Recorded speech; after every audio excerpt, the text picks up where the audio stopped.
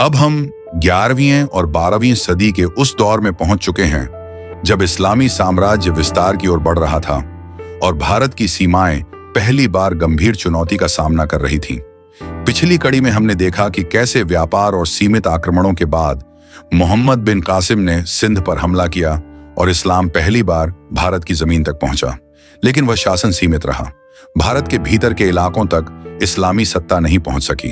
अब कहानी बढ़ती है गजनवी और गोरी की ओर।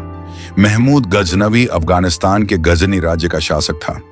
उसने भारत पर 17 बार आक्रमण किया, सोमनाथ जैसे मंदिरों को लूटा, धन और सम्मान अर्जित किया। वह शासन के लिए नहीं आया था, सिर्फ लूट और प्रभुत्व के लिए। राजपूत शासकों ने उसका सामना किया, पर आपसी फूट ने उन्हें कमजोर कर दिया। गजनवी लौट गया। भारत में शासन की कोई व्यवस्था नहीं बनाई। इसके लगभग 1.5 शताब्दी बाद मोहम्मद गोरी का आगमन हुआ। गोरी की दृष्टि गजनवी से अलग थी। वह शासन करना चाहता था। उसका सामना हुआ पृथ्वीराज चौहान से।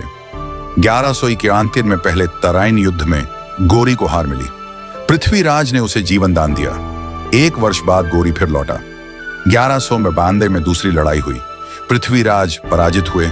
गोरी ने दिल्ली नहीं संभाली, बल्कि अपने प्रतिनिधि कुतुबुद्दीन ऐबक को भेजा। यहीं से दिल्ली सल्तनत की नींव रखी गई। गोरी ने शासन को संगठित किया, स्थानीय व्यवस्था को बरकरार रखा। धार्मिक जबरदस्ती का प्रमाण कम है। कुछ स्थानों पर टकराव जरूर हुआ, पर उसका उद्देश्य विस्तार था, न कि धर्मांतरण। भारत के कई हिंदू सामंत भी इस नई व्यवस्था में शामिल हुए। इतिहास इस समय को टकराव और सहयोग दोनों के रूप में याद करता है, और इस प्रकार हम 12वीं सदी के अंतिम वर्षों तक पहुंचते हैं, जहां भारत में इस्लामी शासन की असली शुरुआत हो चुकी थी।